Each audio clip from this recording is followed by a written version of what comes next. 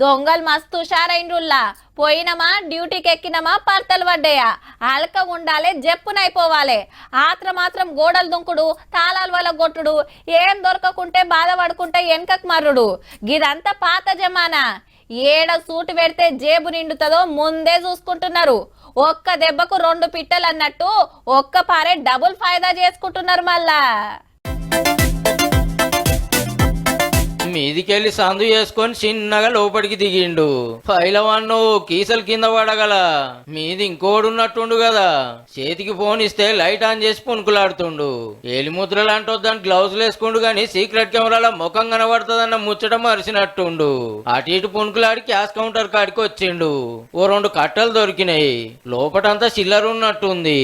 అబ్రేక్ కాగితం తెచ్చి మొత్తం జమాయించి మీదున్నోనికి ఇచ్చి ఓ ఫుల్ బాటిల్ పట్టుకొచ్చిండు. ఇద్దరుండు ఒకటేం చాలుతుందని ఇంకోటి తీసుకొని వచ్చిన తోవల్నే వెళ్ళిపోయిండిగా. రాత్రి జనగాంలో మీదుంగా రేక్ కటింగ్ చేసి వైన్స్ లకు దొరిండ్రు ఇద్దరు. ఒకళ్ళు మీదుంటే ఇంకోళ్ళు కిందికి దిగి కౌంటర్లున్న 43,000 పైకం ఉడుచుకపోయిండ్రు. దుఃఖం నిండా గింత సరుకున్నా ఎక్కువ తక్కువ ముట్టుకోలేదుల్లో. ఒకళ్ళు బ్రాండ్ మెన్షన్ హౌస్ ఇంకోళ్ళు బ్రాండ్ బ్లెండర్ స్ప్రైడ్ 2 బాటల్లే తీసుకుపోయిండ్రట. తెల్లారి వైన్స్ వాళ్ళు పోలీసులకు ఫోన్ కొడితే ఎంక్వైరీ చేస్తున్నారు. ఇక ముందే ఎండాకాలం బీర్లపోత బగ్గుంటది.